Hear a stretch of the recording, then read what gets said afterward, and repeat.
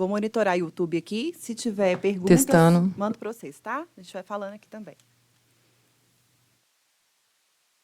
Podemos iniciar. Deixa eu só tirar o meu fone aqui do computador.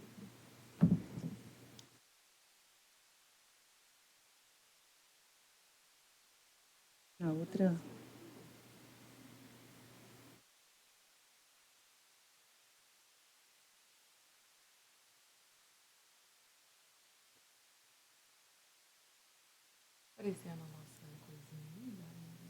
Não, ainda não.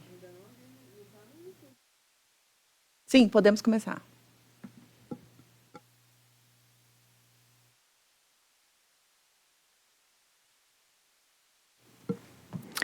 Olá, bom dia a todos.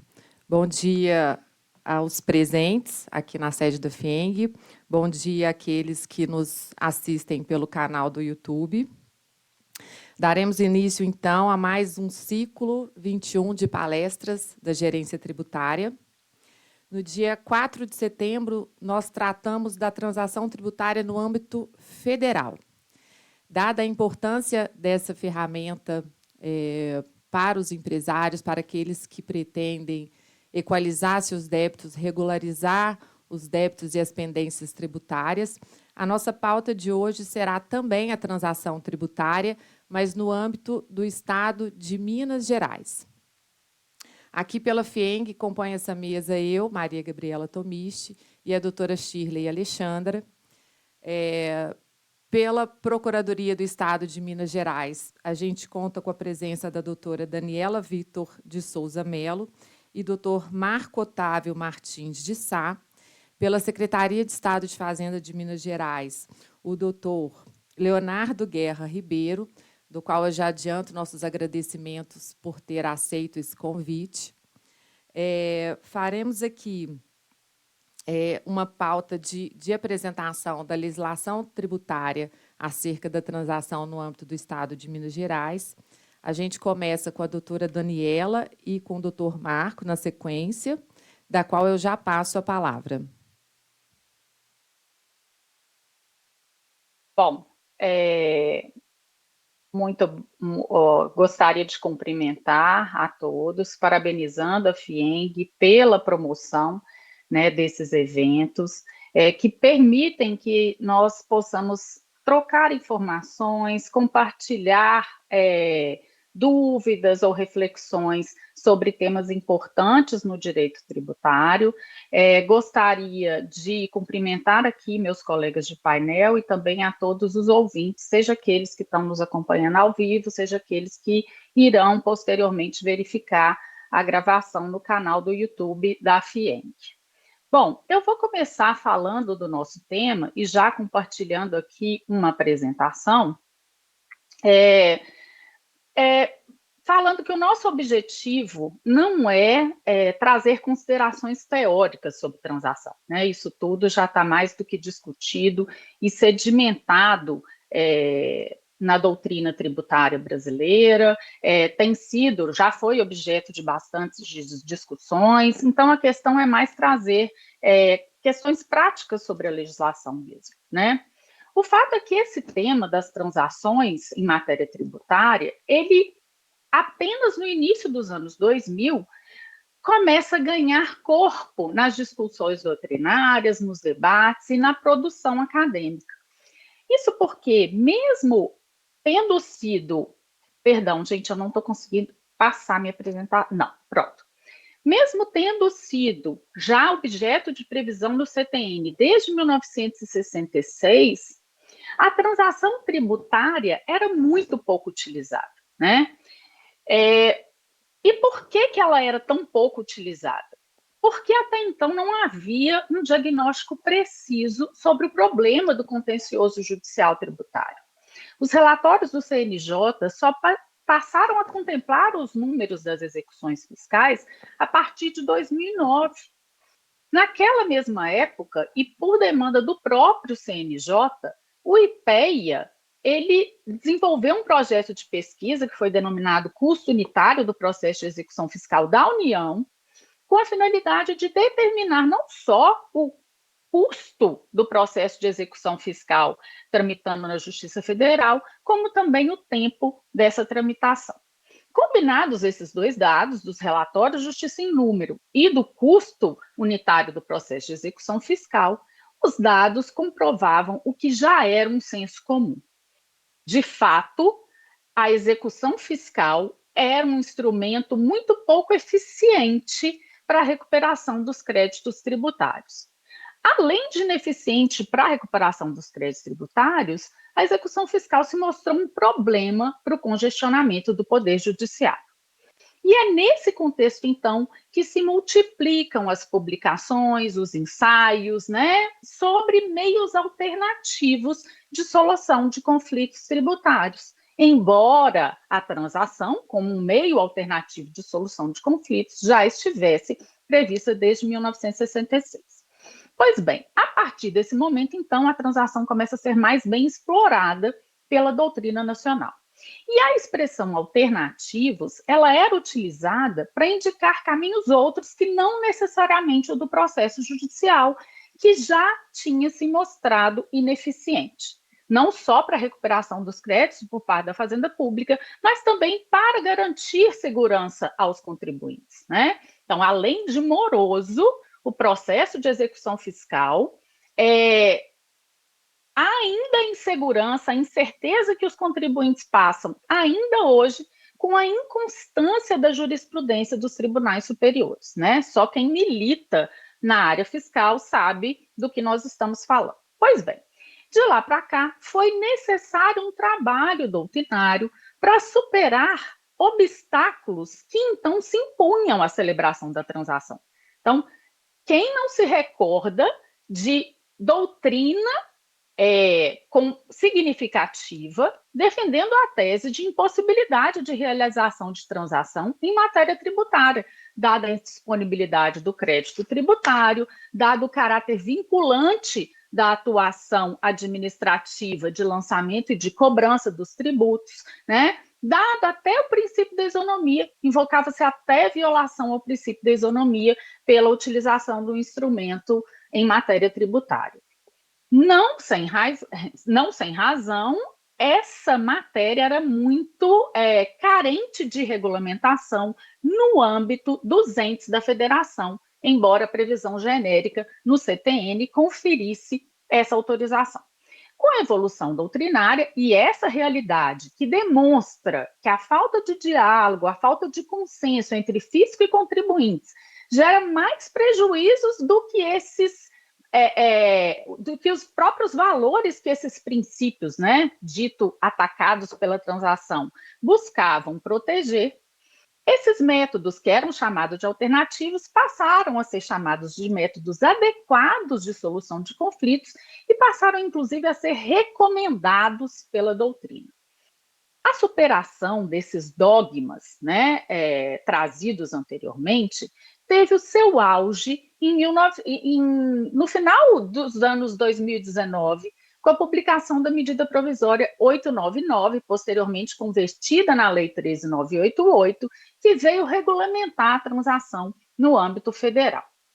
Como dito, o Código Tributário Nacional já previa a transação desde 1966, mas remetia à lei de cada pessoa política a regulamentação no âmbito das formas de extinção do crédito tributário de seus próprios tributos. Em Minas Gerais, graças ao espírito pioneiro de servidores fazendários e da então Procuradoria-Geral da Fazenda Estadual, a transação vem prevista na nossa Lei 6763, que a gente chama de nosso Código Tributário Estadual, porque ele consolida a legislação tributária aqui no Estado, desde 1975. Então, décadas antes da publicação da lei federal, o nosso Estado já possuía legislação que autorizava a celebração de transação em matéria tributária. Embora a lei não tenha definido o que poderia ser objeto dessas concessões recíprocas, características da transação, ela remete ao regulamento a definição dessas questões e condiciona a celebração da transação à existência de parecer fundamentado aprovado por resolução conjunta do secretário de Estado da Fazenda e do advogado-geral do Estado. Pois bem, alguns elementos me fazem concluir que essa exigência estaria superada. O primeiro deles é a tônica da consensualidade, que veio dominar o sistema tributário brasileiro como um todo, né? Não só o sistema tributário, como o sistema processual como um todo. Nós sabemos que, com o advento do novo Código de Processo Civil, a consensualidade passou a ter um lugar privilegiado como forma de solução de conflitos judiciais. Além disso, essas exigências, elas remetem a uma época em que as transações eram extremamente excepcionais e não contavam com o aval da doutrina, como contam hoje. Acrescido a isso, os litígios certamente não atingiam a proporção que eles têm atualmente. No estado de Minas Gerais, em particular, dada a competência privativa da Advocacia Geral do Estado, seja para exercer o controle de legalidade do crédito e a cobrança da dívida ativa, seja para promover solução de conflitos por técnicas de autocomposição, entendemos que esse requisito de aprovação da transação por resolução conjunta encontra-se superado. Isso não significa um distanciamento de atuação entre a Secretaria de Estado de Fazenda e a AGE, tanto no compartilhamento de informações, reuniões conjuntas, análise global das situações dos contribuintes e até mesmo compartilhamento de decisões. A prova disso é que, conforme veremos a seguir, a nova modalidade de transação trazida pela Lei Estadual 25144 remete à resolução conjunta, à regulamentação de determinados aspectos que exigem essa atuação uniforme entre Fazenda, Secretaria de Estado da Fazenda e Advocacia Pública.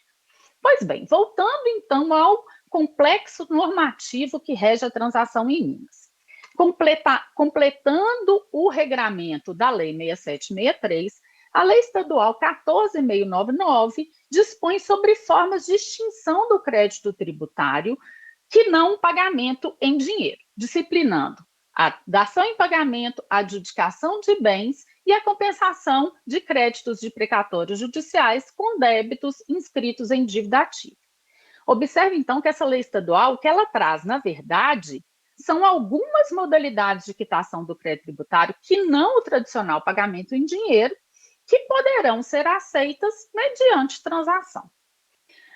Quando as concessões recíprocas, características da transação, envolverem o valor do crédito tributário objeto de litígio, o instrumento normativo que prevê essa possibilidade é a Lei 15.273 de 2004, atualmente denominada de Programa Regularize.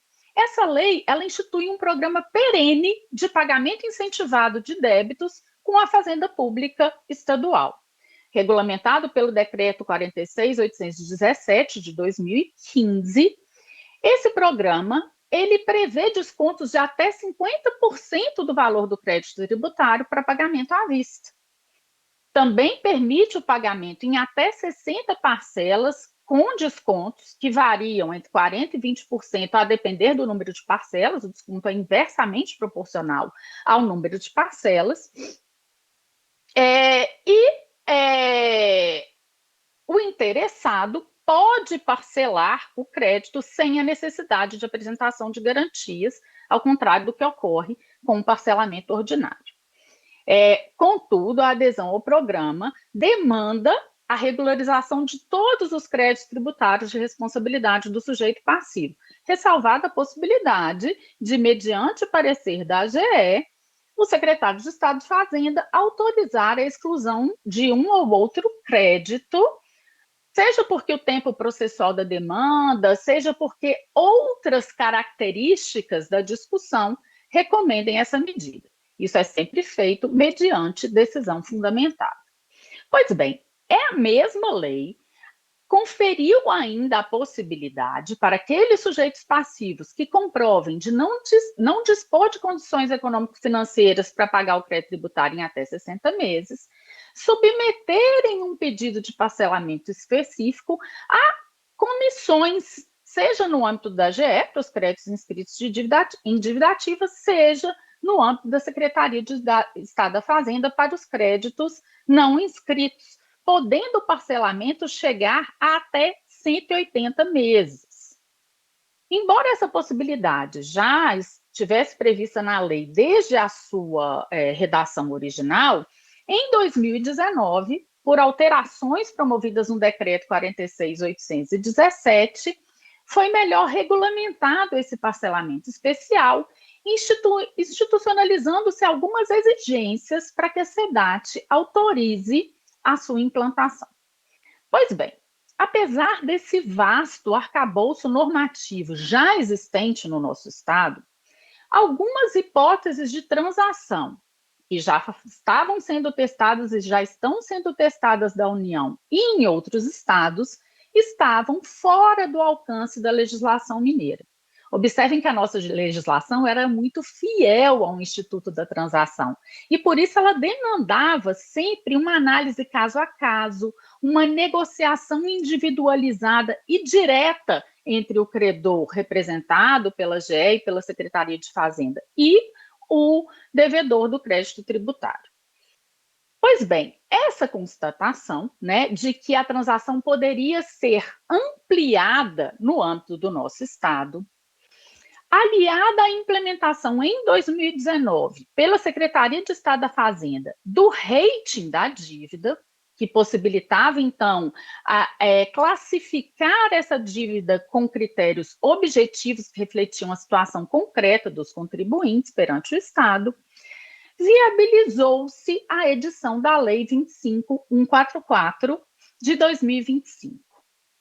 Essa lei, na linha das experiências já exitosas no âmbito da União e de outros estados, cito aqui como exemplo o estado de São Paulo, prevê uma nova modelagem de transação. Essa nova modelagem, ela vai impulsionar o tratamento das negociações em massa a partir da adoção de editais, de critérios objetivos sobre a análise da capacidade de pagamento do contribuinte, do histórico do contribuinte e da sua dívida. No nosso estado, até então, essa transação está limitada aos créditos inscritos em dívida ativa e veio regulamentada pelo Decreto 49.081. Sobre a legislação específica, falarão na sequência o Dr. Marco e o Dr. Leonardo, trazendo um pouco do panorama geral da nossa nova legislação sobre transação. Mas eu queria deixar aqui registrado quais foram os objetivos principais dessa nova lei. Ao contrário do que pode parecer, essa lei não tem objetivos meramente arrecadatórios. E acreditamos, inclusive, que em matéria de arrecadação, ela não terá tanto impacto no nosso estado como teve na União e no estado de São Paulo, dado o tratamento da nossa dívida ativa, Essa dívida ativa do estado de Minas Gerais, ela já vem sendo tratada há bastante tempo. Mas o foco principal, ou os focos principais da nova lei, foram especialmente dar tratamento aos créditos considerados como irrecuperáveis ou de difícil recuperação, viabilizando, então, uma superação de eventual situação transitória de crise econômico-financeira do contribuinte, o que vai permitir a manutenção da fonte produtora, o emprego dos trabalhadores, preservando a empresa e a sua função social. Essa medida vem não só como estímulo à atividade econômica, como também é uma forma de assegurar uma fonte de recursos sustentável para a execução das políticas públicas. Um segundo objetivo foi assegurar que a cobrança dos créditos tributários seja realizada de forma a equilibrar interesses do Estado e dos contribuintes, realizando a um só tempo o princípio da menor onerosidade para o devedor e o princípio da eficiência da administração. Por outro lado, a nova lei amplia as hipóteses de transação tributária, permitindo o tratamento em massa de casos semelhantes, sem a necessidade de uma análise individualizada. E, por fim, prevê ainda uma modalidade de transação cujo objetivo é reduzir os riscos fiscais nos processos em que são discutidas teses de alta indagação jurídica. Para atingir a esses objetivos, o rating da dívida foi aprimorado, dispensando, então, a análise caso a caso, e, com isso, viabilizando a implantação da transação via sistema de maneira ágil e objetiva, para aqueles créditos que sejam classificados como irrecuperáveis ou de difícil recuperação, e também para os créditos de pequeno valor. Quanto à transação dos conflitos decorrentes de relevada e disseminada controvérsia, a transação por adesão a editais alarga a política de resolução de conflitos, permitindo acordos feitos em maior escala, algo que os regimes anteriores não prevêem. Além disso, a nova modalidade de transação, para aqueles que realmente precisam, permite ou viabiliza descontos maiores, que podem chegar de 70% a 80%, até 70% a 80% do valor do crédito. Eu queria só destacar que essa nova legislação não anula os regimes anteriores, que vão coexistir. É claro que ela representa um avanço na avaliação dos critérios objetivos de recuperabilidade, um avanço no formato e nos percentuais de desconto e viabiliza a redução da litigiosidade em larga escala, ou em maior escala, que é justamente o objetivo da transação como instituto tributário. Mas nossas expectativas em relação à arrecadação, como dito, não são das maiores, tá? Por outro lado, o modelo inspira muita esperança na condução desse caminho que já vem sendo adotado pelo Estado de aproximação entre contribuintes e fazenda pública. E eu queria finalizar só a minha fala, antes de passar a palavra aos colegas, concluindo que no nosso Estado há um esforço contínuo para clarear cada vez mais o caminho desse labirinto que é o direito tributário brasileiro, inserindo nesse caminho alternativas para um relacionamento sempre aprimorado entre fazenda pública e contribuintes, em prol não só da relação jurídico-tributária, mas de toda a sociedade. A transação mineira, instituída pela Lei 25144, é um passo evolutivo nessa jornada pela efetividade fiscal e por um relacionamento colaborativo com os bons contribuintes. Com essas palavras, eu encerro a minha apresentação nesse primeiro momento, passo a palavra aos colegas que entrarão nos detalhes mais específicos sobre a nova legislação. Muito obrigada. Vou parar meu compartilhamento aqui, um minutinho, tá? Doutora Daniela, muito obrigada pela sua explanação. Foi importante reviver, né, e relembrar aos contribuintes que existem outras modalidades na legislação mineira que possibilitam ao contribuinte regularizar a situação dos débitos. A transação é só mais uma ferramenta que busca ajudar os contribuintes do Estado de Minas Gerais a equalizar esse passivo fiscal.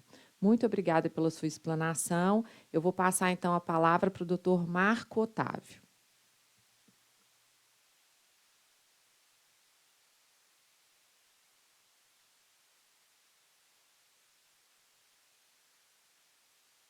Doutor Marco, seu microfone está fechado. Bom dia a todos. Cumprimento primeiramente os colegas aqui de debate. Cumprimento também os colegas que estão nos assistindo pelo YouTube, bem como estão aí presencialmente na FIENG. Vou fazer uma breve apresentação aqui, onde a doutora Daniela parou, no regime jurídico já da Lei 25144.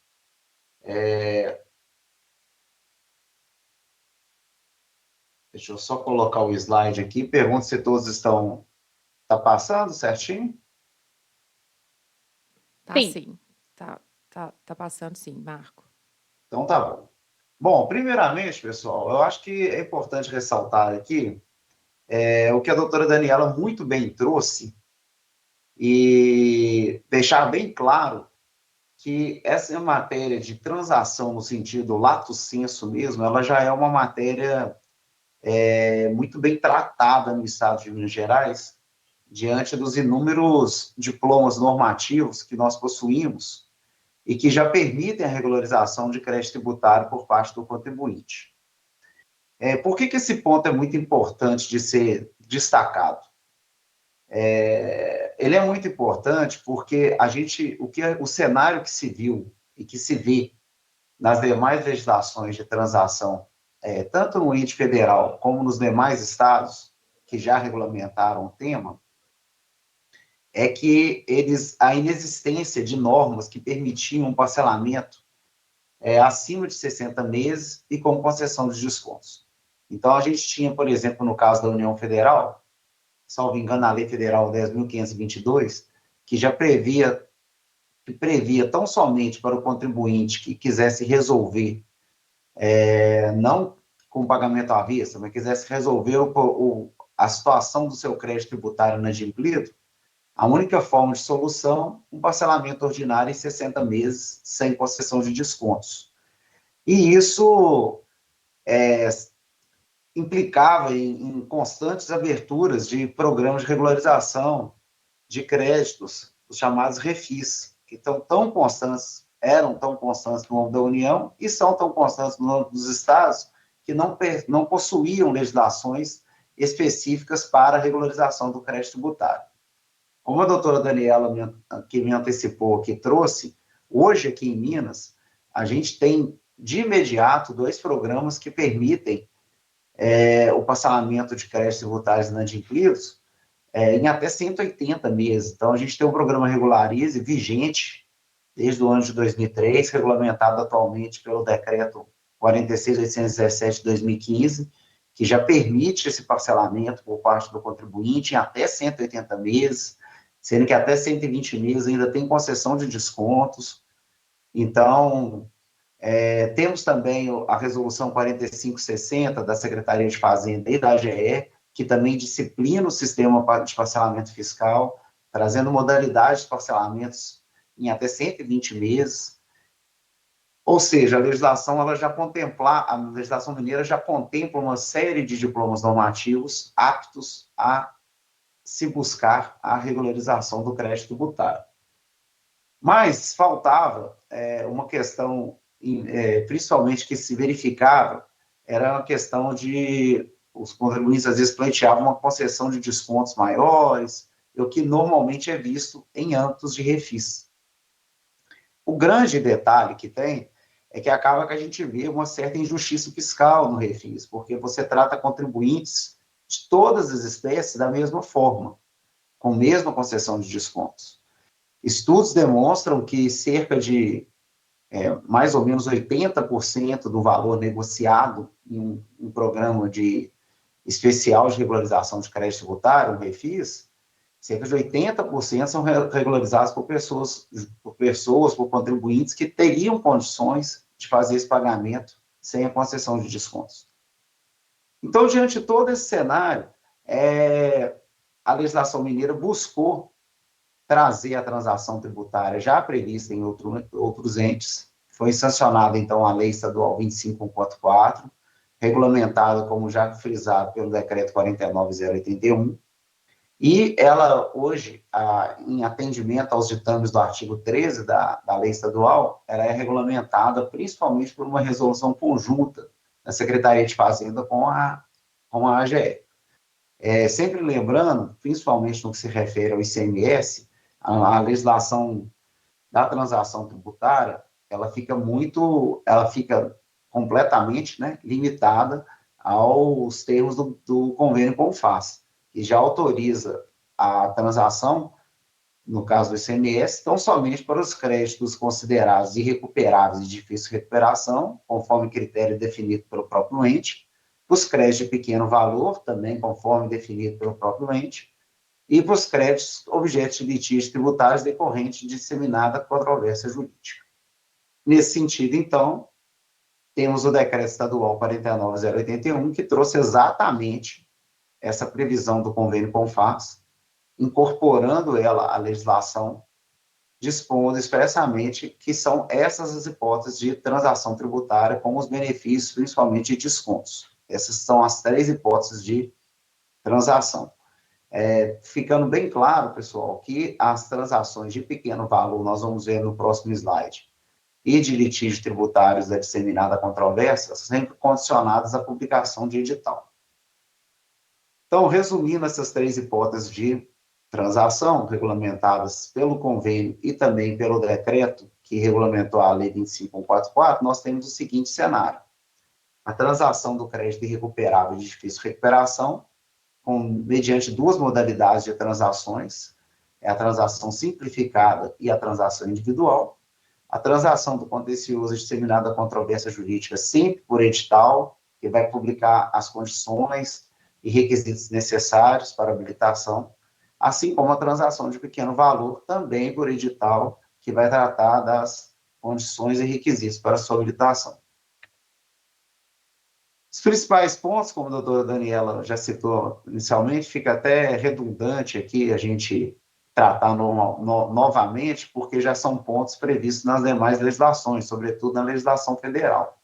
Mas a gente chama atenção para deixar claro que são questões relevantes e que sempre vão nortear o procedimento da transação. Então, principalmente o fato de que a transação ela não constitui um direito subjetivo do devedor. Então, assim, para o seu deferimento, é sempre necessário o cumprimento das exigências previstas tanto na Lei 25.144, mas também na sua regulamentação, principalmente no que se refere à Resolução Conjunta 5942. No caso de transação por edital, sempre também há o atendimento dos requisitos previstos em edital. As formas de transação, então, são a transação por adesão, como frisado, ela é principal, ela vai se aplicar à transação do pequeno valor e do contencioso disseminado à controvérsia jurídica, e a transação por iniciativa do devedor, ou até mesmo por parte da GE, que a gente vai verificar principalmente na transação do crédito irrecuperável de difícil recuperação. Lembrando algumas vedações, em que se destacam o fato de que a transação ela não pode envolver débitos não inscritos em dívida ativa, ela não pode dispensar o montante principal do crédito tributário.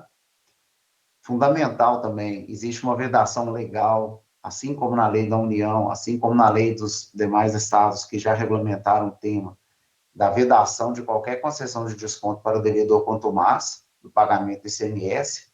Na legislação de Minas, ela está essa definição do devedor contumaz está no artigo 52A da Lei 6763. A gente pode aqui sintetizar, falando que é aquele devedor que tem mais de 6 meses de inadimplência no último ano, no imposto declarado e não recolhido, ou então 18 períodos de inadimplência.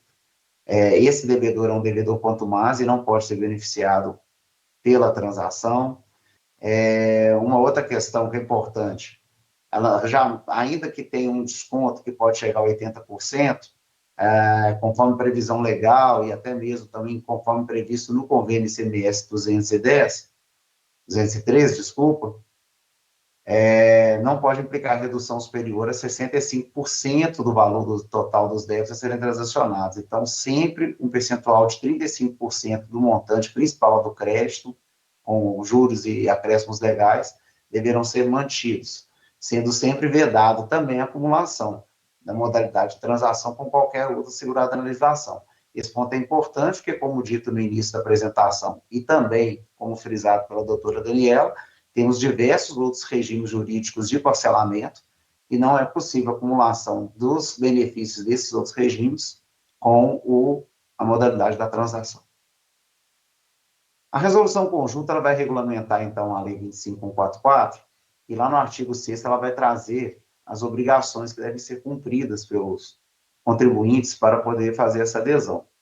Destaca-se, principalmente, a obrigação prevista no inciso 1º, que é a de consolidar todos os créditos elegíveis inscritos em dívida ativa.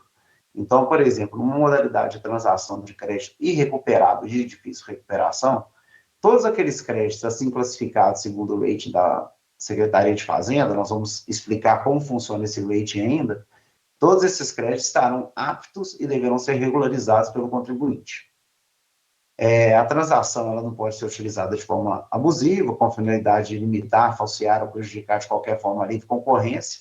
É importante, nesse caso, a gente fazer um link, novamente, com a questão do devedor contumaz, que é um devedor que causa não só um prejuízo ao erário, mas principalmente a livre concorrência e a livre iniciativa econômica. E aí você vê como a gente pode linkar essa questão do devedor contumaz com essas obrigações previstas na resolução conjunta da 5942. Desistir, né, eventualmente, de impugnações ou recursos em razão da confissão do débito e, principalmente, manter a regularidade perante a Secretaria de Fazenda. Então, fez a transação, qualquer novo débito que surgir, ele deve ser regularizado no prazo máximo de 90 dias, após no prazo máximo de 90 dias da caracterização dessa inadimplência. Observações importantes. Isso é muito comum, a pessoa, no caso de ser possível a apresentação de uma proposta de transação individual, entender que essa mera apresentação de proposta já suspende a exigibilidade do crédito. Ela não suspende nem a exigibilidade do crédito, nem o andamento das correspondentes execuções fiscais, mas assim que ela for formalizada e celebrada com o recolhimento da primeira parcela, tem-se sim a suspensão da exigibilidade do crédito. Como já ressaltado, a formalização implica a confissão do débito transacionado e, assim como na linha dos demais parcelamentos, a mera adesão à transação, ela implica a manutenção dos gravames anteriores e bem como de garantias constituídas nas execuções fiscais. A transação não implica novação dos débitos e nem autoriza repetição ou restituição de valores já pagos. Em caso de negociação, sendo feita a transação, por expressa previsão legal, serão devidos também os honorários fixados no percentual de 10% sobre o valor já reduzido do crédito transacionado. Bom, feita essa primeira apresentação sobre as vedações e as obrigações, a gente pode entrar naquelas 3 modalidades de transação. Primeiramente, nós vamos falar aqui da transação do crédito irrecuperável de difícil recuperação, que é o carro-chefe, até assim, a gente pode dizer que é a principal modalidade de transação que a gente tem na legislação. Interessante porque, como a doutora Daniela frisou, apesar de a gente ter um conceito no CTN aí desde 1966, já da transação como forma de encerrar um litígio, algumas pessoas discutiam, né, falam, que litígio que é esse que existe no crédito irrecuperável de difícil recuperação? E a doutrina trata esse litígio como um litígio econômico, né, porque realmente é uma execução fiscal que está sendo conduzida a um período de tempo já considerável, com atos de cobrança, mas que não tem efetivo retorno. Então, a gente tem um litígio econômico aí, que é um litígio na capacidade de recuperação do crédito tributário. Então, pessoal, a primeira modalidade de transação, então, é a transação dos créditos classificados como recuperáveis ou de difícil recuperação, conforme os critérios de mensuração do crédito estabelecidos na resolução conjunta do advogado-geral do Estado e do secretário de Estado de Fazenda. Como funciona, então, a transação da dívida irrecuperável de difícil recuperação? É feita uma mensuração do grau de recuperabilidade do crédito e da capacidade de solvência do devedor. Então, as transações vão ser conferidas com, em se tratando de contribuinte com cadastro, inscrito no cadastro de contribuinte do ICMS, a análise do grau de recuperabilidade daquele crédito tributário vai ser feita através de um rating da Secretaria de Estado de Fazenda. O doutor Leonardo, na próxima apresentação, vai tratar de como funciona esse rating, quais os critérios objetivos que são utilizados para a aferição dessa nota. Para os casos dos contribuintes que não possuem cadastro, né, no regime, não são inscritos no cadastro de contribuinte do ICMS, a análise da eventual transação ela é feita caso a caso, mediante análise processual, visto a situação do débito, existência de depósito judicial, se tem parcelamentos ou não, o histórico desses parcelamentos, e principalmente o tempo de inscrição do débito inscrito em dívida ativa. Quando se tratar do rating, que é o critério, 99% dos contribuintes possuem são inscritos no cadastro contribuinte CMS, então a gente vai utilizar o rating. O rating é uma classificação do crédito tributário, como frisado, feito pela Secretaria de Fazenda, mediante aspectos objetivos, tanto do crédito tributário como do contribuinte. Assim se chega a uma nota conjunta daquele determinado crédito tributário, que vai de 0 a 10 pontos. Os créditos serão considerados recuperáveis quando eles tiverem a nota a partir de 5, de difícil recuperação quando eles estiverem entre 3 e 5 pontos, e irrecuperáveis de 0 a 3 pontos. Subsidiariamente, a gente tem o caso dos contribuintes que não têm inscrição no cadastro ICMS. Nesses casos, ao invés de se aplicar o rating, diante da impossibilidade de se analisar a fazenda, conseguir fazer essa avaliação, em razão da não inscrição do contribuinte, é feita uma análise, como frisado, caso a caso, da situação da cobrança desse crédito tributário. Então, a gente tem uma fórmula, que é a nota final, que seria a soma das garantias existentes do processo, o histórico de pagamento do contribuinte e a idade da dívida. Neste caso, é necessária a análise pormenorizada dos processos para poder aferir o grau de recuperabilidade. Conseguindo, então, fazer essa apuração subsidiária desse segundo critério, a gente vai ter os créditos recuperáveis, como aqueles que têm nota final 1 ou superior, e irrecuperáveis os créditos com nota final 0. Aqui é importante uma observação, pessoal, de quem contribuintes que estão em fase de liquidação judicial, extrajudicial ou falência, eles já são classificados legalmente, já existe uma presunção legal como créditos recuperáveis, não sendo necessário, portanto, nem a análise do rating, nem essa análise subsidiária do grau de recuperabilidade do crédito tributário. Na dívida irrecuperável de difícil recuperação, a gente tem os descontos aplicáveis. Ele pode chegar, no caso de créditos recuperáveis, até 80%, no caso de pagamento em parcela única, em até 6 meses. No crédito de difícil recuperação, em até 70%. Esses percentuais eles vão sendo reduzidos de acordo inversamente proporcional ao número de parcelas do parcelamento. Então, quanto maior o número de parcelas, menor o percentual de desconto. Mais uma vez, lembrando que o devedor contumaz não faz jus a qualquer concessão de descontos, não faz jus à transação com esse benefício. Tá, e aí lá no começo, a gente mostrou que a transação do crédito irrecuperável de difícil recuperação pode ser feita de duas formas, tanto mediante transação individual, como transação simplificada. Quando que será admitida a apresentação de proposta individual? Por uma questão até de eficiência, de capacidade da administração em receber esses pedidos, a transação individual ela é limitada para créditos superiores a 1.500.000 FENGs, a mais ou menos cerca de 8 milhões de reais. Para os créditos abaixo desse valor, principalmente, nós vamos ver que já existe a modalidade da transação simplificada. Em se tratando dos demais créditos distintos do ICMS, o valor para apresentação dessa transação individual é acima de 60.000 FENGs, que dá algo na casa de 350 mil reais.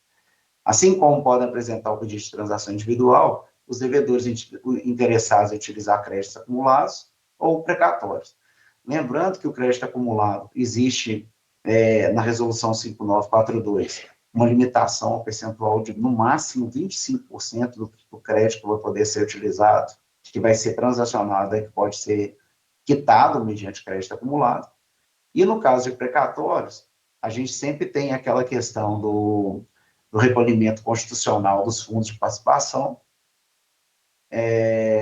e que acaba dando uma limitação nesse uso do precatório com relação a esse valor que efetivamente tem que ser recolhido em dinheiro, conforme a regulamentação da Lei 14.699. Então, não sendo o caso lá desses contribuintes que vão apresentar a transação individual, a gente tem a transação simplificada, que aqui realmente é onde tem um tratamento em massa do crédito irrecuperável e difícil recuperação. A finalidade dessa modalidade de transação foi o que a doutora Daniela antecipou, de trazer uma forma de regularização do crédito tributário via transação, mas uma forma já automatizada, uma forma de atendimento, de acesso e de habilitação em massa via CIARE. Então, como funciona essa habilitação na transação simplificada? Os contribuintes que possuam débitos de ICMS, que sejam classificados como irrecuperáveis, né, de difícil recuperação, eles vão fazer o acesso ao CIARE, conforme o procedimento que tem lá na resolução conjunta, e quando ele faz o acesso ao CIARE, ele entra na modalidade de parcelamento, transação, o sistema já puxa todos os créditos tributários com nota de rating que o faça elegível para essa modalidade de transação. É importante ressaltar que no site da Fazenda já tem uma lista com todos esses créditos que são elegíveis para fins de transação. Mais uma vez ressalto, são os créditos dos contribuintes inscritos no cadastro de ICMS que possuírem notas de rating abaixo de 5. As causas de rescisão, acho que eu não vou nem ficar pormenorizando as causas, que são as mesmas causas já previstas na lei federal e na lei dos demais estados, que é o descumprimento de condições dos compromissos assumidos pelo contribuinte, a constatação pela advocacia de ato tendente a esvaziamento patrimonial. Essas causas de rescisão a gente vê muito no caso da transação individual. A gente tem um acompanhamento especial dessa situação e consegue verificar o descumprimento pelo contribuinte de alguma dessas obrigações, que acabam originando a rescisão do seu termo de acordo. Chama atenção principalmente aqui no caso da transação via parcelamento, o inadimplemento de 3 parcelas consecutivas ou não. Nesse caso, a gente já tem uma rescisão automática da transação firmada. Bom, apresentada então a transação do crédito irrecuperável de difícil recuperação, a gente pode falar da transação por adesão, que, como frisado no início da apresentação, ela vai ser para 2 modalidades de transação. Para a transação decorrente relevante disseminada por controvérsia jurídica, então, esse caso, mais uma vez, ressalto, depende de publicação de um edital conjunto, ela é relativa a crédito de natureza tributária que ultrapassa os interesses subjetivos da causa. Então, não é um caso assim, eu entendo que eu tenho um litígio com a Fazenda e eu vou pedir a transação por relevante disseminada a controvérsia jurídica. Não é assim que funciona. Na verdade, a administração, a Secretaria de Fazenda, em conjunto com a AGE, irão tratar de temas que podem ser elegíveis para essa transação, e serão temas que ultrapassam os interesses meramente ali dos subjetivos da causa, e que estejam ligados ao segmento econômico, a um grupo, um universo de contribuintes, e que justificam esse desconto e essa possibilidade de transacionar sobre os juros e acréscimos legais daquela determinada matéria. Sempre vai ter um edital, é necessário o atendimento às condições estabelecidas no edital, principalmente o que se refere a lei já prevê que na data de publicação, essa matéria controversa ela seja objeto de alguma ação, né? Que é justamente aí que reside a controvérsia jurídica instaurada pelo contribuinte. E a transação do crédito pequeno valor é uma outra modalidade de transação por edital. Ela depende, então, da publicação desse edital, para o crédito tributário que não supere o limite alçado fixado para o juizamento da execução fiscal, que é 60 mil FENGs, e que envolva débitos. A lei exige que esses débitos estejam inscritos há mais de 2 anos na data da publicação digital. É interessante ressaltar, então, pessoal, que principalmente créditos distintos do ICMS, que são créditos que possuem um valor menor, por exemplo, um crédito PVA, ele poderá ser objeto de futura publicação de edital, para tratar da sua possibilidade de regularização mediante adesão aos termos do edital, e desde que obedecidos esses critérios, né, principalmente que ele esteja inscrito há mais de 2 anos, dívida ativa na data da publicação do edital, e o valor dele não supera esse teto aí de 60 mil FENGs, que, como dito, é algo na casa de 350 mil reais. Na página da GE, todas essas informações estão constantes, lá no link Cidadão, a gente tem um tópico transação, e vocês podem conseguir tirar mais informações sobre essas 3 modalidades de transação. Importante ressaltar, gente, que atualmente essa transação, o doutor Leonardo vai trazer esse gráfico aqui, esse gráfico no slide dele, eu salvo engano ele vai trazer. Hoje a gente consegue ter uma dívida classificada no rating como irrecuperável, difícil recuperação, algo em torno de 50%, que seriam 30% mais 28%, mais 19%, mais 0,75%. Então, hoje a gente tem um estoque de dívida ativa classificada como irrecuperável e difícil recuperação na casa de 50%. E esse é o foco da transação. Como dito no início da apresentação pela doutora Daniela, não se está aqui com uma esperança arrecadatória tão grande, exatamente em razão dos outros regimes que já possuímos de transação, com modalidades específicas e que atendem a qualquer tipo de contribuinte, não só esse que tem créditos irrecuperáveis e de difícil recuperação, mas certamente aqui a gente tem uma concretização da justiça fiscal na tentativa de recuperação do crédito tributário, classificado, segundo o rating da Secretaria de Fazenda, como um crédito que merece esse tratamento diferenciado por parte da administração, no sentido de concessão de benefícios, de descontos para a sua regularização. É isso, eu vou passar a palavra para o doutor Leonardo, que ele vai abordar certamente essa questão do rating da Secretaria, que é importante a gente mostrar como são os critérios, né, adotados para a classificação do crédito tributário. E também ele pode trazer algumas informações que, porventura, não foram levantadas aqui na minha apresentação. Agradeço pela oportunidade de estar aqui presente e passo a palavra ao colega Leonardo. Doutor Marco, muito obrigada pela sua explanação. A doutora Daniela começou ali, né, na sua fala, trouxe na sua fala, que o contribuinte mineiro, né, aqueles que detêm uma dívida ainda não quitada junto ao Estado, tem diversas oportunidades, né, de o fazê-lo pela vasta legislação mineira. Então, a gente tem ali o parcelamento ordinário, tem a opção do regularize, com descontos interessantes, um parcelamento pode chegar até 180 meses. Agora, a gente ainda tem mais essa nova modalidade, mais um instrumento que o Estado disponibiliza através da transação tributária. Mas aí veio a fala do doutor Marco, a gente já começou a ficar um pouco mais preocupado, porque a gente vê que as vedações, as obrigações dispostas na lei são significativas, existe ali uma incidência de honorários sobre o saldo transacionado. Então, ficou bem claro agora, doutor Marco Otávio, pela sua fala, que é necessário que o contribuinte se atenha também à legislação, aos termos da legislação, ao estudo ali desses institutos, né, tanto do regularize quanto da transação tributária.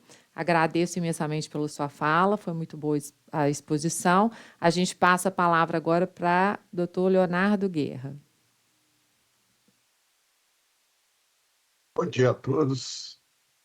Gostaria de agradecer a oportunidade, né? A FIENG está falando um pouquinho desse tema tão relevante, né? Na pessoa da doutora Maria Gabriela, doutora Shirley. Agradecer aos colegas, né, da Advocacia Geral do Estado, doutora Daniela, doutor Marco, pela fala. Acho que sobrou pouco para mim agora. Eu vou tentar trazer alguma informação adicional aos nossos ouvintes, tá? Bom, vou compartilhar uma apresentação aqui também.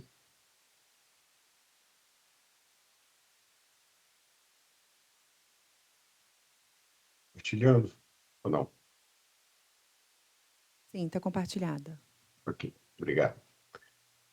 Bom, primeiro eu gostaria só de contextualizar um pouquinho a minha fala, né, dizendo que o Estado de Minas Gerais, né, em especial a Secretaria de Fazenda, né, há muito vem trabalhando na busca, né, na solução dos conflitos, né, em matéria tributária com os nossos contribuintes.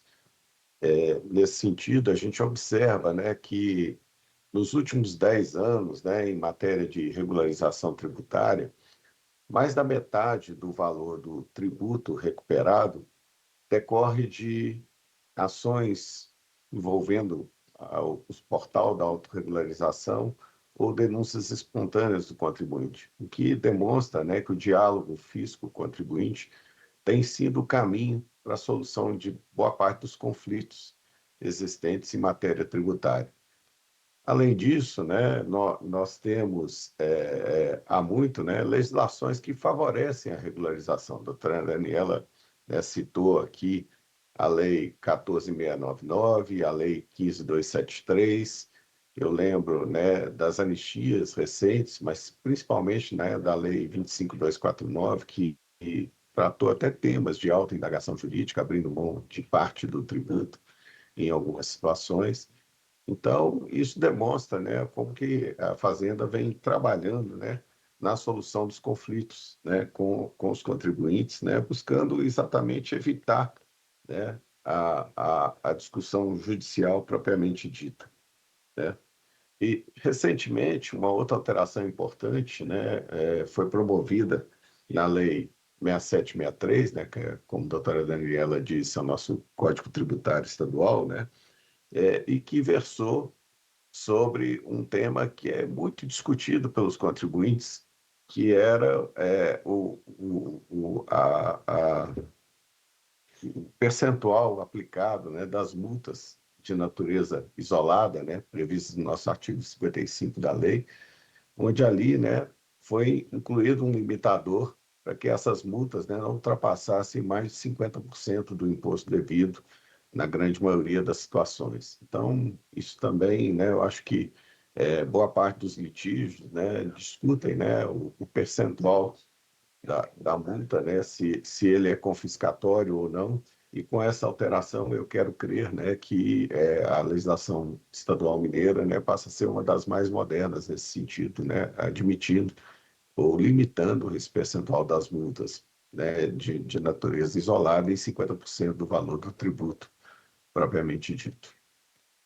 Bom, falando especificamente, né, da transação tributária, né, e da regulamentação recente, né, que foi publicada, né, da Lei 25.144, eu vou entrar mais nos aspectos operacionais, já que o doutor Marcos já entrou, né, nas questões gerais, que definem, né, a transação propriamente dita. Só se consigo passar. Bom, como o doutor Marco falou, eu vou abordar principalmente a transação simplificada, né? E lembrando, né, quem pode aderir são aqueles créditos inscritos em dívida ativa, classificados como irrecuperáveis ou de difícil recuperação. E como que se dá essa classificação? Em razão do rating, né, que consta do anexo 1 da resolução conjunta CFAGE. Os valores, você não tem limite de valor específico, né? Mas a forma de adesão ela é feita principalmente, né, de forma eletrônica, online, por meio de login e senha no próprio sistema da Secretaria de Fazenda, o Sistema Integrado da Administração da Receita Estadual, que é o nosso CIARE. Né? Quais são os descontos? Né? E aí, lembrando, né, para todos os contribuintes, que esses descontos decorrem da classificação da dívida. Se classificados como irrecuperáveis, eles terão descontos variando de 80% a 50%, inversamente em razão do prazo contratado para pagamento da dívida. E se classificados como de difícil recuperação, terão descontos de 70% a 40%, também inversamente proporcional ao prazo contratado para essa regularização. Em todos os casos, como já foi dito aqui, a incidência de honorários, né, no percentual de 10%. Né? Lembrando mais uma vez que esses descontos eles alcançam as multas e juros, né? E também não podem implicar redução superior a 65% do crédito tributário. Então, se um crédito tributário ele for exclusivamente de multa e juros, né, o desconto máximo aplicável será de 65% e não de 80% ou de 70%, como demonstrado nas tabelas aí acima. como se dá o acesso ao CIARE, né? O CIARE, você acessando o site da Secretaria de Fazenda, há um link, né, onde você pode acessá-lo, mas aqui eu também coloquei a página do CIARE, né? O acesso ele se dá, via de regra, né, com certificado digital do contribuinte, né, do CNPJ, né, mas ele também pode se dar por meio de login e senha para aqueles que não têm certificação digital, né, microempresas, e muitas das vezes não possuem certificação digital da pessoa jurídica, pode-se fazer o acesso por meio do login e senha do contribuinte. Aqueles contribuintes, né, que né, não precisarem reiniciar esse acesso devem entrar em contato, né, com as nossas administrações fazendárias por meio do portal para a reinicialização dessa senha e aí sim poder promover a simulação, né, da transação tributária. Bom, a simulação ela é feita, né, dentro do CIARE, né, na aba parcelamento, lembrando que ali é possível simular, né, não só, né, os débitos incluídos na transação, mas se ele também tiver débitos que não são enquadrados, né, como irrecuperáveis ou de difícil recuperação, ele pode também fazer a simulação de das outras possibilidades de parcelamento, em especial do Regularize, e como a doutora Daniela aqui colocou, também oferece descontos nas multas de juros de até 50%, dependendo da condição que o crédito tributário se encontra. Então, aqui, ele fazendo as simulações, ele pode avaliar as possibilidades, qual lhe é mais favorável, né? Lembrando que as simulações ela não implicam no reconhecimento do crédito tributário, então ele pode fazer quantas simulações se entender necessárias, né, de todos os programas de parcelamento disponíveis, não só da transação como do Regularize, para aí sim ele encontrar, né, aquela que lhe é mais favorável ou que lhe seria adequada para a situação financeira daquele contribuinte. Falando um pouquinho a respeito do rating, né? Quais são os critérios adotados para o rating? Né? Os critérios adotados para o rating são critérios objetivos de informações disponíveis, né, na Secretaria de Estado de Fazenda. Essas informações elas envolvem, primeiro, os dados do contribuinte propriamente dito e, em segundo momento, os dados da dívida, né? Da dívida que será objeto de regularização. Quais são os dados do contribuinte que são considerados no cálculo do rate? Né? A situação do contribuinte, né, a qual é atribuída peso 3 na nota do rate, o histórico de omissão de recolhimento, qual será atribuído peso 2, ou seja, se ele recolhe regularmente seus tributos ou não, né?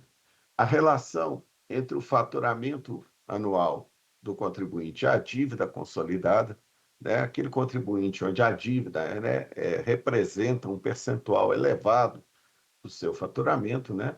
Ela vai ter uma nota mais baixa daquele contribuinte que tem uma dívida que tem um percentual ínfimo do seu faturamento. Tá? E a esse é atribuído o peso 4.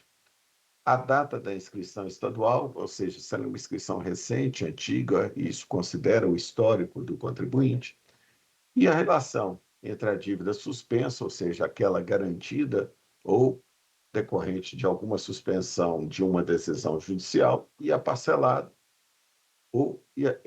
suspensa ou parcelada, já que parcelada também é considerada suspensa, e a dívida consolidada, ou seja, a dívida total do contribuinte ainda não regularizada, a qual também será atribuído o peso 4. Em relação ao crédito, especificamente, né, há duas regras específicas, um para aquele crédito em aberto, outro para o crédito parcelado. Para o crédito em aberto, se considera a garantia do crédito, a quantidade de parcelas do último parcelamento, ou seja, se foi feito um parcelamento longo ou um parcelamento de curto prazo, a relação saldo do tributo e valor original do tributo, ou seja, se você já pagou uma parcela relevante daquele crédito tributário ou não, né? E o tempo de inscrição em dívida ativa sem garantia integral, ou seja, se aquele crédito está inscrito em dívida ativa há mais de 2, 3, 4 anos, sem que se fosse localizado nenhum bem, né, ou sem que fosse oferecida alguma garantia a essa execução fiscal. Em relação ao crédito parcelado, os créditos, as notas são parecidas, né, com as acima, né, mas nesse caso avalia-se não só a garantia do crédito, mas a garantia oferecida ao parcelamento, né, a situação do parcelamento, se ele está rigorosamente em dia, em atraso, por quantas parcelas em atraso, a relação, da mesma forma do anterior, né, entre o saldo do tributo e o valor original, e também o tempo de inscrição em dívida ativa, assim como no caso do crédito tributário em aberto. Aqui, o doutor Marcos já colocou o quadro, mas é sempre bom explorar um pouco esse quadro, né?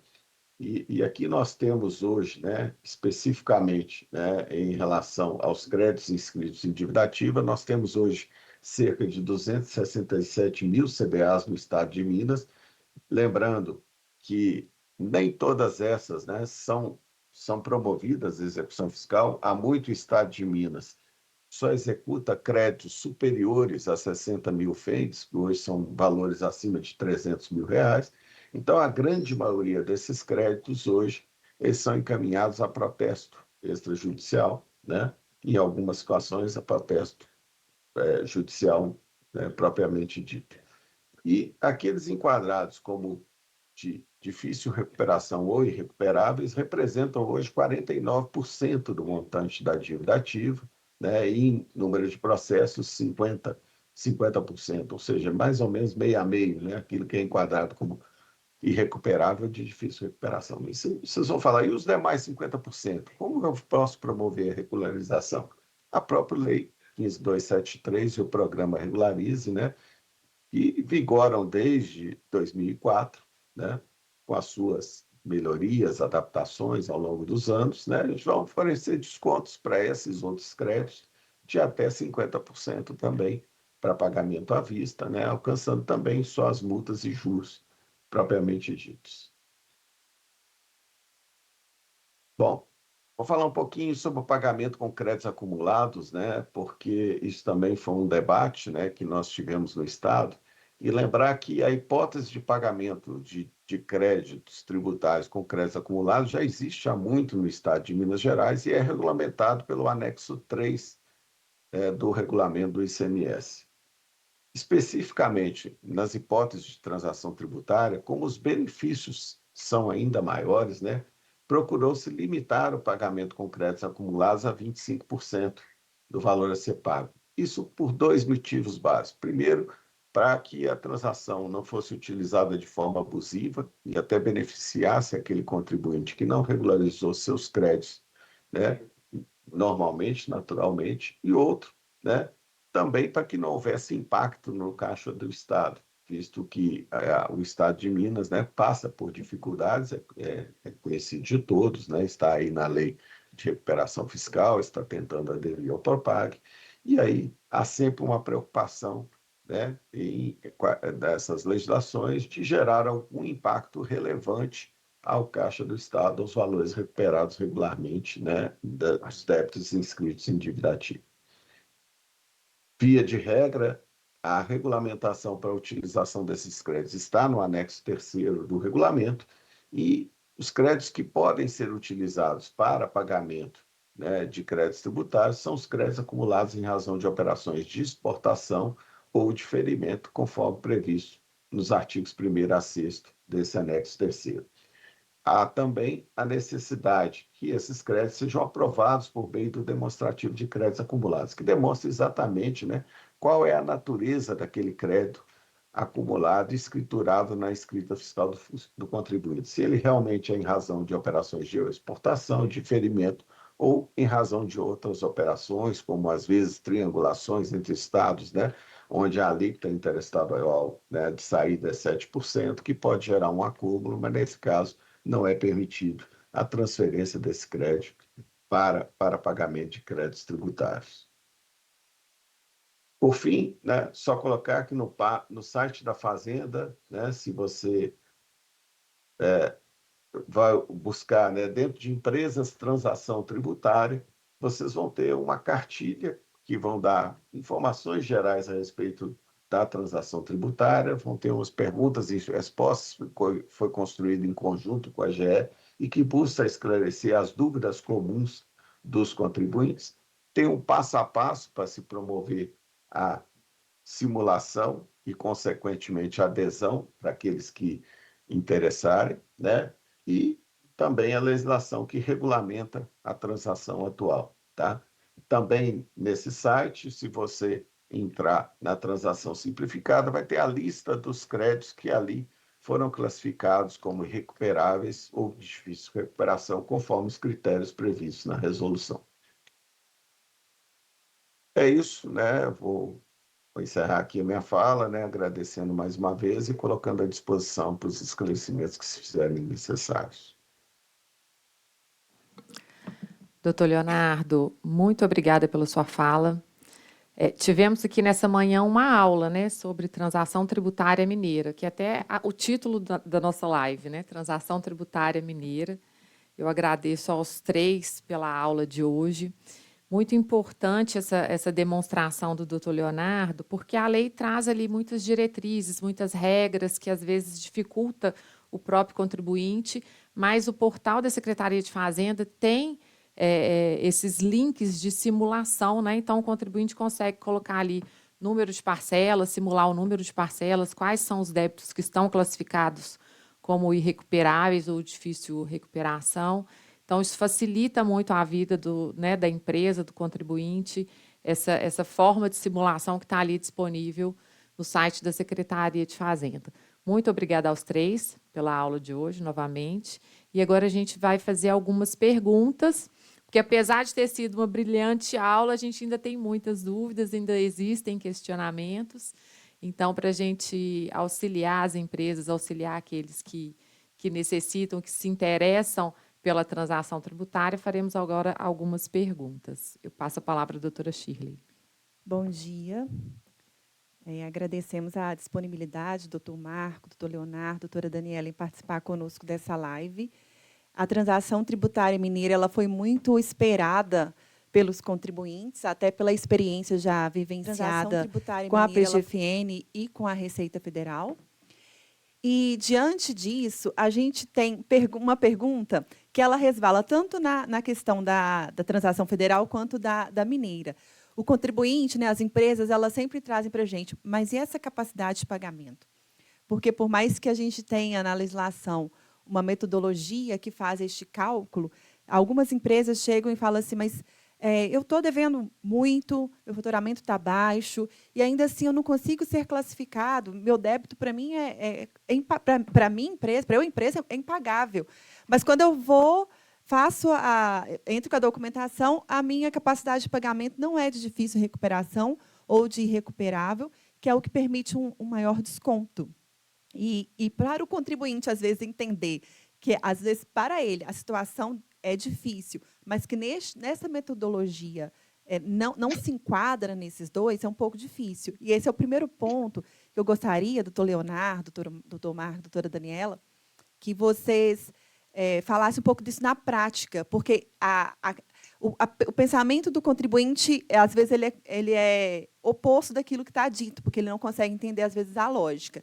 E uma outra questão, já vou aproveitar, já vou fazer as duas de uma vez, que tem contribuintes que estão aderindo à transação mineira e que já tem uma transação também federal. Essa capacidade de pagamento, metodologicamente, ela é parecida? Há possibilidade dele estar, por exemplo, na PGFN com uma capacidade de pagamento C, um rate C, e na aqui mineira ele ser D, irrecuperável ou de difícil recuperação, ou ao contrário? Porque essa também vai ser uma pergunta que a gente vai receber aqui. Mas eu estou fazendo a federal e deu isso, por que na estadual é diferente? E é bom esse esclarecimento.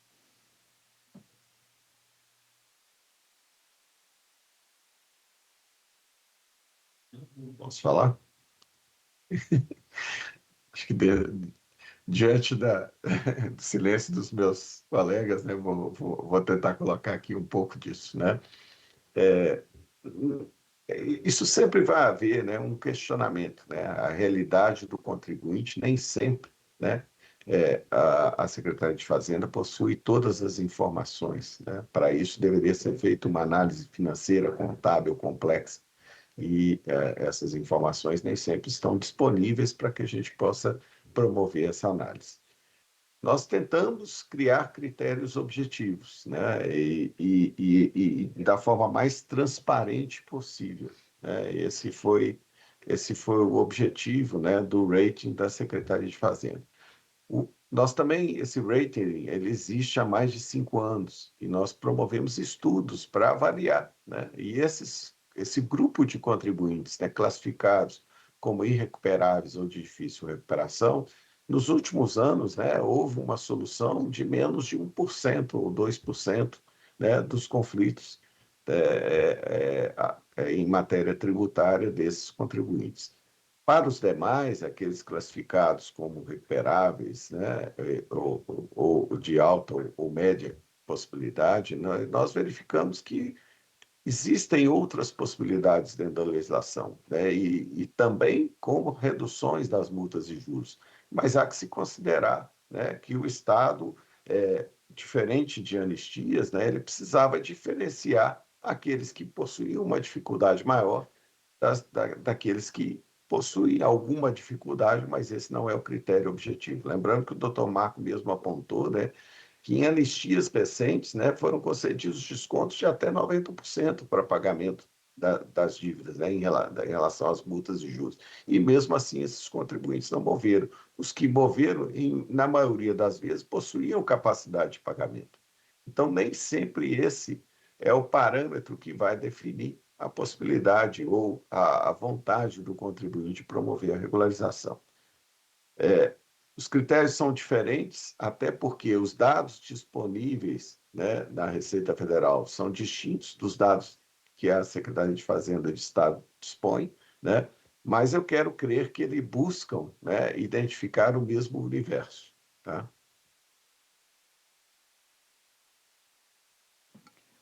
Eu queria Obrigada, só doutor Leonardo. complementar, Shirley, só para complementar um pouquinho o que o Leonardo disse, é isso, assim, o Estado de Minas Gerais não dispõe das mesmas informações da Receita Federal, né? Então, você não tem acesso às mesmas informações, e esse rating é uma combinação não só da capacidade econômico-financeira do contribuinte, mas também da qualidade da dívida, né? Assim, se a dívida está garantida por penhor, ou está garantida por outro, né, bem que possa assegurar ou dar ao fisco uma segurança maior de que haverá aquele recebimento, ainda que postergado, né?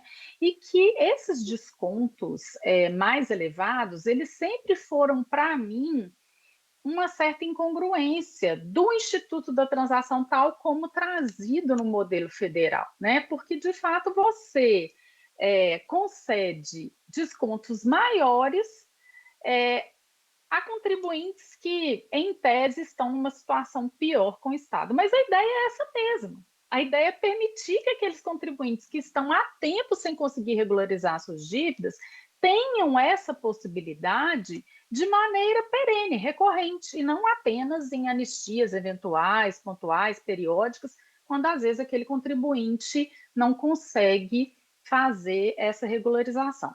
Mas só lembrando que é apenas um dos instrumentos que os contribuintes têm para fazer face à regularização de suas dívidas perante o Estado de Minas Gerais, né?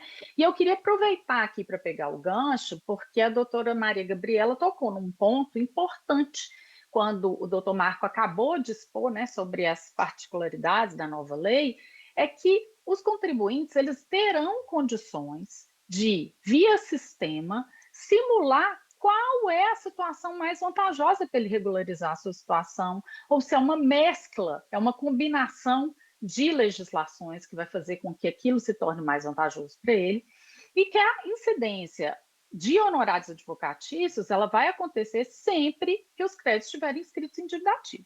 É claro que o Regularize ele tem também o benefício de permitir a regularização de créditos que não estão inscritos em dívida ativa. Daí, nesse caso, não se dirão honorários advocatícios. Mas, tirando isso, também nas outras formas de regularização incidem os honorários. Então, essa incidência ou não de honorários na dívida ativa, ela não pode ser tomada como um diferencial. E só recordando que esses honorários incidem, obviamente, sobre o valor obtido já com as reduções, tá? Eu vejo que tem algumas outras perguntas no chat também, mas aí eu deixo para a organização do evento, enfim, encaminhar aí os questionamentos. Obrigada, Daniela. Essa pergunta minha não é do chat. Lembrando que aos participantes online, eles podem enviar as perguntas pelo chat daqui do YouTube. A gente depende aqui de um horário do evento, então a gente vai tentar responder o máximo de perguntas possíveis, mas aquelas que não forem possíveis de serem respondidas agora, a gente pode avaliar depois essas respostas posteriormente. E aí, eu fazendo uma leitura da resolução conjunta, né, da recente resolução conjunta, que ela é vasta, ela traz muitas regras, e aí tentando me colocar no lugar do contribuinte e adstrito a essas regras que trazem a resolução. A gente viu ali que a gente tem duas modalidades, né, que o doutor Marco explicou muito bem. A gente tem aquelas modalidades da transação via adesão, e aí é necessário aguardar a publicação do edital, o contribuinte que tiver de acordo com aquelas regras do edital, ele faz a adesão ali naquela transação via adesão. E a gente tem a modalidade de transação individual, né, que é essa que busca ali avaliar cada contribuinte individualmente, sua capacidade de pagamento, né, o rating de classificação das dívidas daquele contribuinte de forma individual. Mas essa transação individual ela está dividida. Ela tem a transação individual, que eu vou chamar aqui de ordinária, e ela tem essa transação individual simplificada, que a regra me parece ali uma regra adstrita mais a valores, né? A transação, você me corrija, por favor, se eu estiver equivocada, tá, doutor Marco? A transação individual, né, aquela que o contribuinte pode apresentar a sua proposta de regularização tributária, são para aqueles contribuintes que têm uma dívida acima de 8 milhões. Abaixo de 8 milhões, o contribuinte está adstrito ali a transação tributária simplificada, correto? E aí, a resolução traz aqui que na transação simplificada, a transação simplificada, individual simplificada, ela já traz as regras prontas, né? Quais são o número de parcelas, quais são os descontos, e ela dispõe ali, a princípio, que ela não tem essa possibilidade do contribuinte oferecer ali créditos acumulados ou precatórios, somente numa situação excepcional a ser avaliada pela PGFN. Então, diante disso, o contribuinte, né, aqui no meu raciocínio, o contribuinte que deve acima de 8 milhões e que tem seus créditos classificados como irrecuperáveis ou de difícil recuperação, ele pode propor uma transação, provavelmente o valor dos descontos e das parcelas dele também vão seguir essas regras, né, já pré-definidas, mas ele pode ali ofertar um precatório, um crédito acumulado. Ao passo que aquele contribuinte que vamos colocar a título de exemplo, tem uma dívida de 7 milhões. Ele só consegue fazer a transação simplificada, sem a possibilidade, então, automatizada da oferta desses créditos e desses precatórios.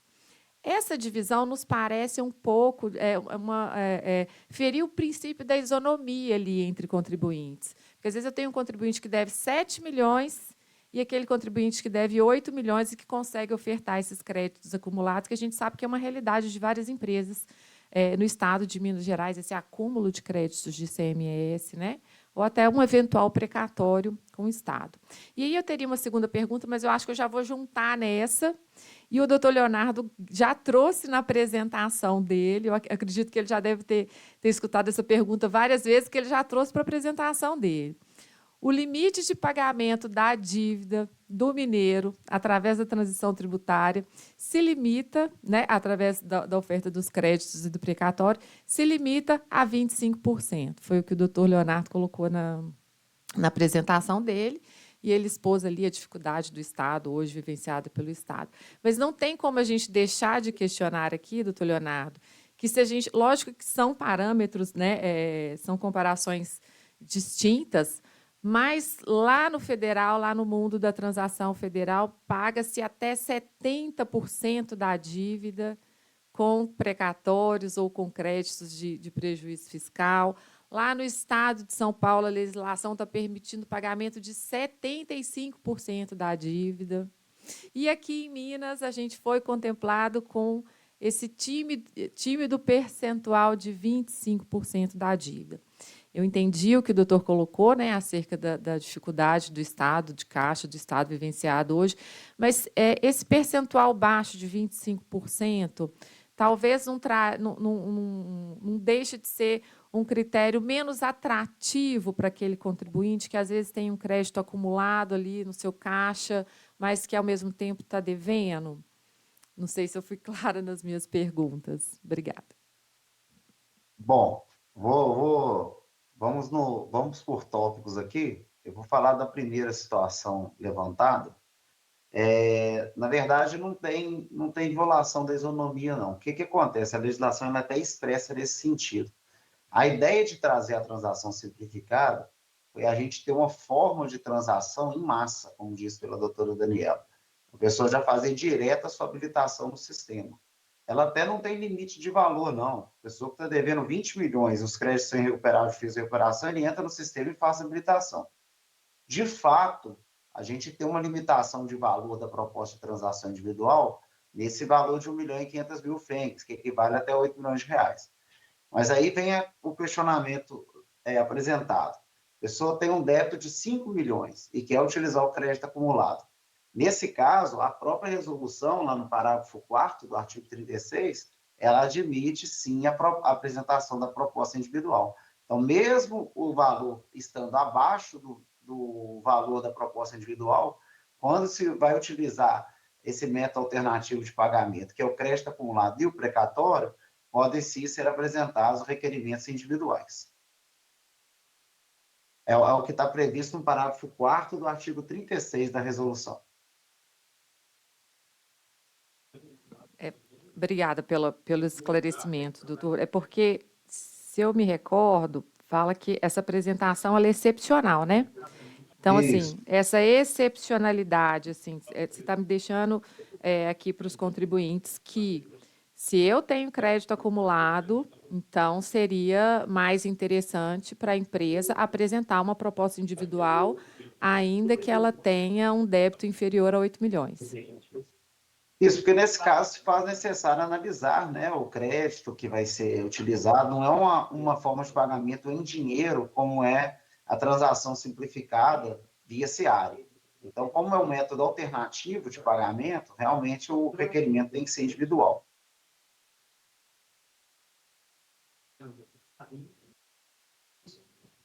Complementar aqui, né, Marcos? Só lembrando que nessa hipótese, né, ele vai promover a simulação no SEARE, né, vai conhecer o valor da dívida com descontos, e aí ele vai iniciar o procedimento de quitação especial, que a gente chama, né, seja com créditos acumulados, seja com precatórios.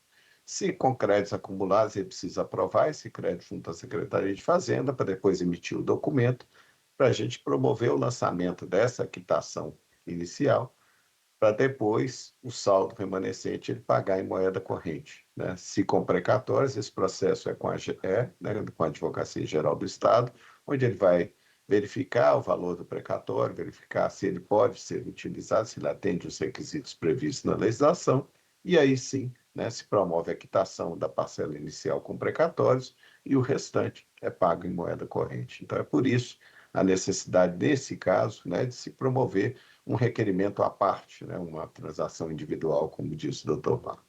Tá? Bom, ficou para mim a resposta mais delicada, né, em relação ao percentual definido para pagamento, e isso, como eu disse na minha apresentação, e já trouxe porque saberia que seria questionado a respeito disso, né, por causa de duas premissas. E eu vou lembrar da primeira que está prevista na própria lei de transação, que é a vedação de utilização da transação, né, como forma de simulada, né, do não recolhimento do tributo ou de ganhar vantagem competitiva. E, ao nosso ver, e nós conseguimos demonstrar isso com muita clareza, né, o pagamento, muitas das vezes, com créditos acumulados, né, de qualquer natureza e tudo mais, dados os descontos oferecidos no mercado, poderiam favorecer aqueles que promovem, né, poderiam deixar de recolher o seu tributo regularmente para depois, né, ser objeto de transação com descontos das multas e juros e ainda, né, adquirindo no mercado créditos acumulados com descontos elevados. Isso poderia levar ao favorecimento de planejamentos tributários abusivos, e por isso nós procuramos limitar. A outra questão que eu já coloquei é a dificuldade financeira do próprio Estado, e seja nas legislações de anistia, seja nas legislações, né, agora na transação, a gente precisa demonstrar que o Estado não vai ter perdas de arrecadação, porque se ele tiver redução na arrecadação corrente, ele precisa apresentar uma conta partida. É o que prevê a Lei de Responsabilidade Fiscal, é o que prevê, né, tanto a legislação do PROPAG quanto a legislação do regime de recuperação fiscal. Então, devido a essas outras legislações, né, e a preocupação de não haver, né, perdas, porque senão deveria se apresentar uma contrapartida, a contrapartida poderia ser a majoração de outro tributo, o que não seria desejável, né, limitou-se a utilização de créditos acumulados a 25%.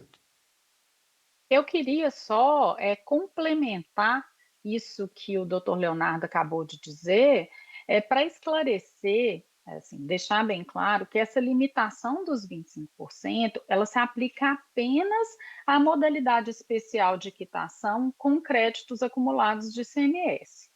Com relação aos créditos de precatórios, não se impõe o mesmo limite, tá? Na verdade, nem a lei, nem a própria resolução estabeleceram um percentual mínimo, mas eu já esclareço que esse percentual deve ficar em torno de 60% ou 65%, porque o que se ressalva, inclusive na Lei 14.699, que rege, né, a quitação de créditos tributários inscritos em dívida ativa com precatórios judiciais, com créditos de precatórios judiciais, é que fica ressalvado o pagamento em dinheiro dos valores pertencentes aos municípios, né? E a fundos constitucionais, como, por exemplo, o Fundo para a Educação Básica, que são valores que o Estado tem que aportar em dinheiro, que não pertencem ao Estado de Minas Gerais, embora passem pela arrecadação. Então, assim, os limites para pagamento com precatório, eles são superiores a esses 25%, é só para esclarecer isso, que eu acho que não ficou bem claro. Bom, vou só Só passar. adicionalmente, né, lembrando, né, que o percentual com créditos acumulados, né, para aqueles contribuintes que querem promover uma regularização na fase administrativa, ou até em outras situações, só que sem os descontos previstos na modalidade de transação, pode ser utilizado até 70%. Né? Então, o anexo terceiro traz outras hipóteses de pagamento com créditos acumulados. Aqui, o que se procurou evitar é a combinação dos descontos previstos na transação com o pagamento com créditos acumulados, por isso se limitou a 25%. Obrigada pelas respostas. Vou fazer a pergunta que está aqui no chat. O contribuinte com parcelamentos ordinários do Regulariza pode realizar a transação por iniciativa individual para unificação desses parcelamentos? Aí ele acrescentou, mesmo sem o desconto, mesmo que não tenha o rating. E outra pergunta da mesma pessoa é, como o contribuinte ele tem acesso a esse rating? Bom, a primeira pergunta é o seguinte, se o contribuinte que já tem um parcelamento pelo Regularize, certamente não, e o crédito dele sendo recuperável, né, certamente não compensa essa migração para a transação, embora a transação ela preveja também uma transação de crédito recuperável. Só que ela não tem desconto algum. O parcelamento que ele está fazendo no Regularize, ele tem esse desconto. Para além dessa questão, existe uma série de garantias a serem apresentadas no âmbito da transação para crédito recuperável. Então, embora seja possível, economicamente não é viável para o contribuinte essa migração. A segunda pergunta, Como que ele faz para ter acesso a esse rating? Como que o contribuinte acessa essa informação? A classificação deles é pelo CIARE? Posso responder? pode. Em relação ao rating, né, aqueles contribuintes ou aqueles créditos classificados como recuperáveis e irrecuperáveis foram todos publicados no site, né? Essa é uma informação disponível, informação divulgativa. Os demais, dada algumas vedações, nós optamos por não publicar, mas como são informações objetivas de dados, todos os contribuintes não são dados da Secretaria, são dados informados pelos contribuintes da Secretaria de Fazenda, é fácil ele promover o cálculo. Eu entendo que, num primeiro momento, ninguém vai ter dificuldade de promover esse cálculo e identificar qual é o seu rating. O que se evitou aqui é divulgar informações como faturamento, informações específicas dos contribuintes, né, que não seriam, né, não poderiam ser disponibilizadas no site. Então, evitou-se promover essa informação, mas eu quero crer que cada contribuinte consegue calcular o seu rating, né, de forma bem objetiva, mas, em havendo necessidade, também pode apresentar um requerimento, né, para que seja informado o rating.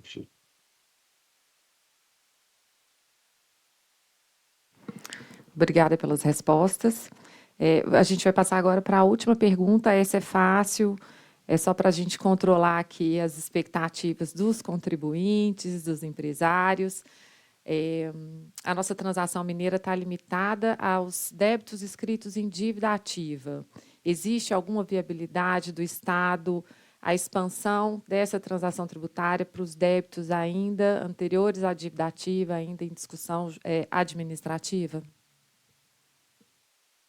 Bom, eu queria responder essa pergunta. Na verdade, assim, como essa modalidade de transação, né, a semelhança do que foi trazido pela legislação federal, é uma hipótese que vai ser testada ainda, como será o funcionamento, né, como vai se dar essa transação especificamente na prática, nós preferimos primeiro começar com a transação da dívida ativa para depois avaliar se isso será estendido para os créditos ainda em fase administrativa. Isso aconteceu, né, no âmbito da União, foi um processo mesmo de ganho de know-how, experiência, de medição de eficiência da transação, né, mas eu queria só chamar a atenção que a transação ela não é um instrumento arrecadatório, né, como se diz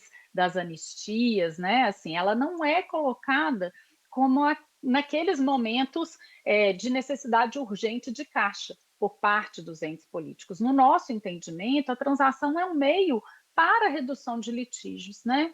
E o crédito tributário na fase administrativa, ele encontra vários caminhos de reduções também que o contribuinte pode optar. Então, assim, nesse primeiro momento, a ideia é não estender para os créditos em fase administrativa, embora isso não seja uma vedação dada a medição de resultados, que certamente ocorrerá no mais longo prazo. Só um acréscimo aqui, lembrando que, em se tratando de ICMS, como qualquer tipo de renúncia fiscal, ela depende de autorização dos estados, né, mediante CONFAS, o próprio convênio ICMS 210, ele já trouxe essa limitação para os créditos inscritos em dívida ativa. Então, todos os estados hoje, não estou falando da União, mas os estados fazem a transação limitada ao crédito ICMS inscrito em dívida ativa, em obediência aos termos do CONFAS. Só acrescentar aqui, né, eu acho que é relevante, né, diferente do que ocorre na União, onde a fase administrativa, muitas das vezes, né, percorre um tempo elevado, chegando em algumas situações do CARF, né, julgamentos em até 10 anos. Né, no estado de Minas Gerais, isso é muito... esse processo administrativo ele é ágil e eficiente. Né, e, na média, né? O processo administrativo tributário mineiro, ele percorre 8 meses ou 240 dias. Raramente nós temos processos que estendem mais de um ano. Então, acho que não seria o caso, né? Não haveria nem tempo hábil para se discutir uma transação administrativa, dado um curto espaço de tempo. Então, acho que isso também foi determinante para que a legislação mineira trouxesse apenas a possibilidade de transação em dívida ativa. E como eu já havia também dito, né, no início da minha apresentação, o fisco mineiro há muito busca o diálogo com o contribuinte e a solução dos conflitos, né, antes do nascimento, né, ou antes da proposição do crédito tributário. E os próprios modelos que nós temos hoje, né, de tratamentos setoriais, simplificados e tudo mais, eles buscam essa redução de litígio. Então, eu quero crer que a gente teria poucas hipóteses, né, de temas a serem tratados, né, como transação na forma administrativa, ainda na fase administrativa.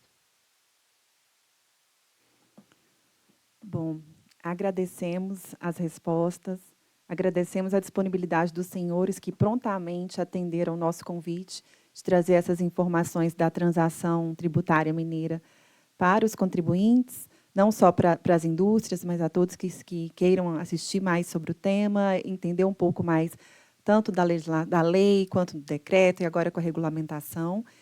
Agradecemos a participação dos nossos contribuintes e também daqueles que estão aqui no YouTube com perguntas e acompanhando até o momento. E, por hora, encerramos essa live. Qualquer outra dúvida que venham a ter a partir dessa discussão, podem encaminhar as perguntas para tributário@fienc.com.br e, dentro do possível, a gente envia para os senhores também as respostas e informações sobre o tema.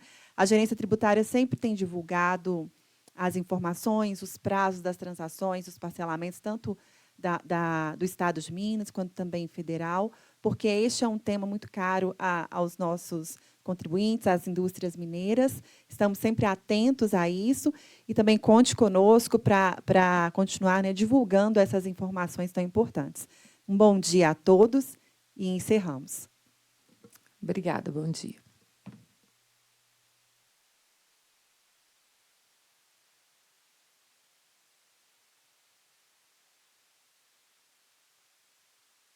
Já desligou?